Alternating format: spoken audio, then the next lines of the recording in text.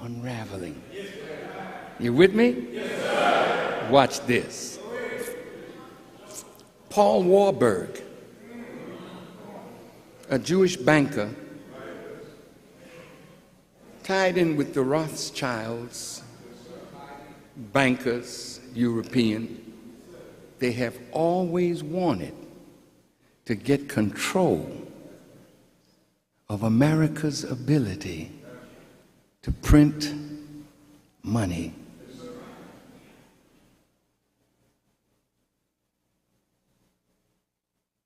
The Constitution warns that America must never let anyone set up a central bank that takes away Congress's right to print money. But in December 1913, after meetings on Jekyll Island off the coast of Georgia, these bankers met with members of Congress. And while Congress was busy with Christmas, they rushed through Congress that which is called the Federal Reserve Act. And from that act, the Federal Reserve Bank was established. I hope you all are all right, because I'm fine. Now, after the Federal Reserve came into being, most of these bankers happened to be Jewish. I'm going to stop here. Brother Farrakhan is not anti-Semitic. But I have to say that these people claim to be Jews.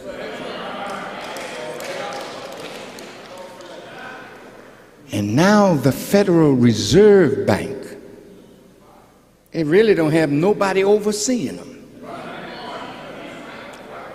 Congressman Ron Paul is trying his best, but he's like a man crying in the wilderness to try and scrap the Federal Reserve and bring the right to print money back to the U.S. Congress. Please listen. I'm not going to be too much longer.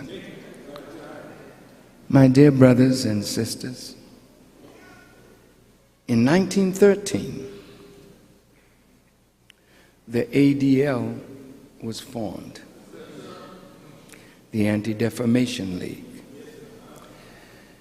We know that anti-Semitism is a live germ in America. And so it's right that an Anti-Defamation League that would spot anything that would defame Jewish people and defend. There's nothing wrong with that.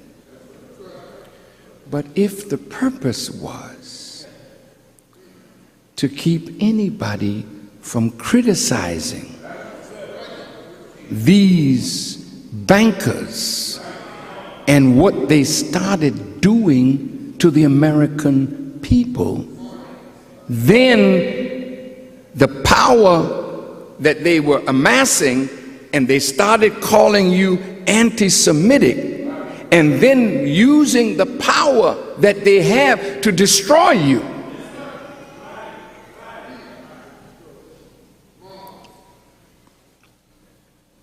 In 1913, thereabouts,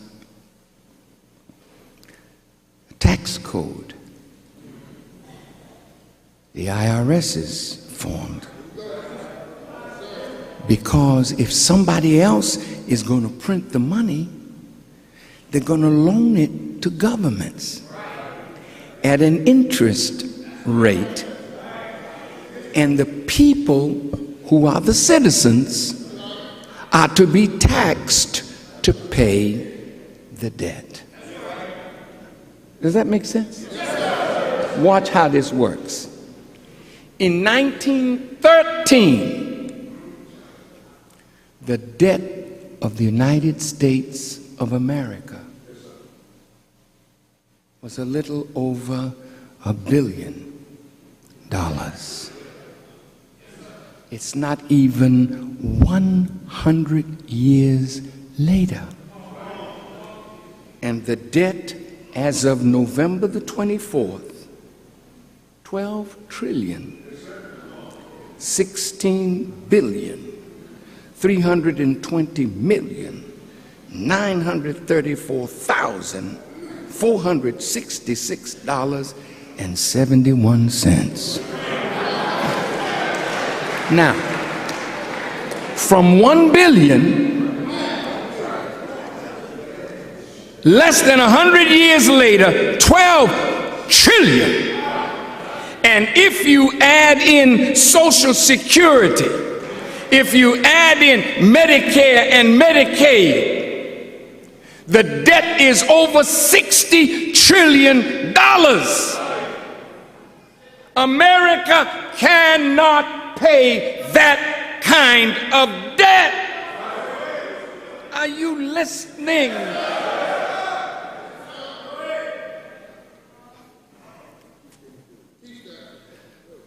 Who is Goldman Sachs? Lehman Brothers, AIG, Merrill Lynch, Bank of America. See, they were all a part of a scheme. But this scheme is the work of a devil. No, I'm sorry. It's the work of Satan. Dumb devils participated. Now look at this. See, Muslims say Maliki Yaumiddin, that Allah is master of the day of requital, master of the day of religion, master of the law of justice and judgment. And if Satan's time to rule is up, then whatever he's doing, God is over it. He's not doing it on his own. That's why the Quran said, and the Jews planned, and Allah planned. And Allah is the best of planners. Ever since 1914, there has been an effort by certain groups, the Trilateral Commission, the Bilderbergs, the Council of Foreign Relations, CFR. And these are forces, along with the Freemasons, that are secret societies that are desirous of producing a world government. A world government that's run by an elite that controls the resources of every nation on the earth. So the unraveling of this world in the mind of Satan was to set up a one world government where he would be in charge.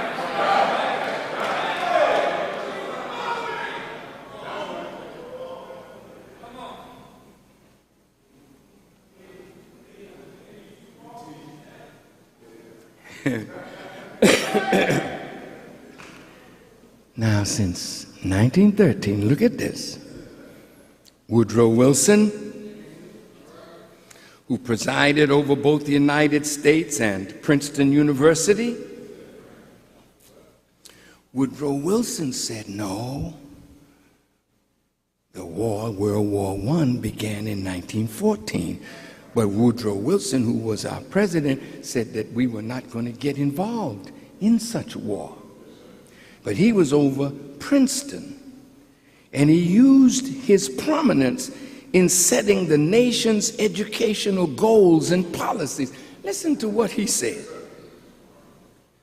We want a class of persons to have a liberal education, and we want another class of persons, a very much larger class of necessity in every society, to forego the privilege of a liberal education and fit themselves to perform specific, difficult manual tasks. So what this president was in favor of through education was to set up a class that would have liberal education, but the larger class would be the workers for the educated, but on top of them,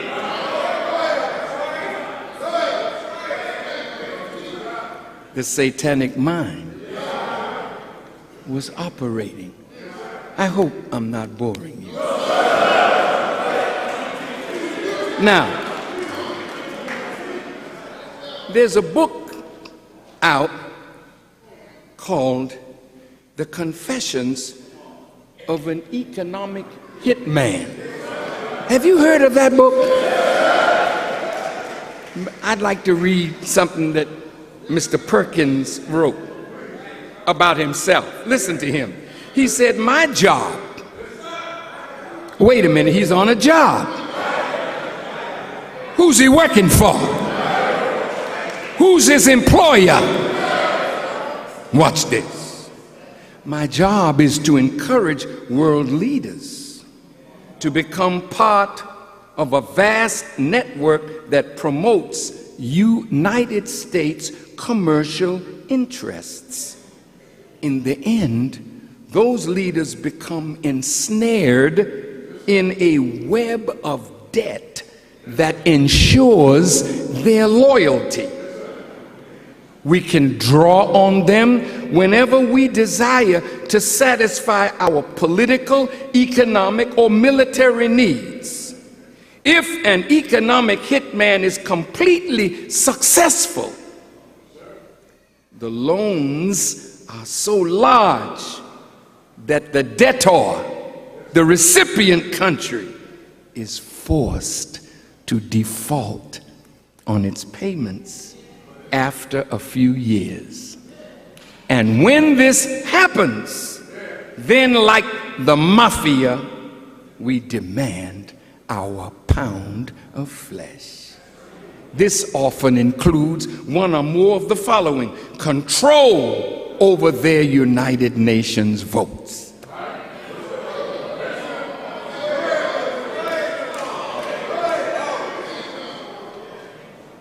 second, the installation of military bases in their countries. America has over 130 military bases in countries all over the world. What does she need that for? She is an imperialist. And this is the American empire. Or the last thing is access to precious resources. We got you in debt. We take your resources, such as oil or the Panama Canal. Of course, the debtor still owes us the money, and another country is added to our global empire.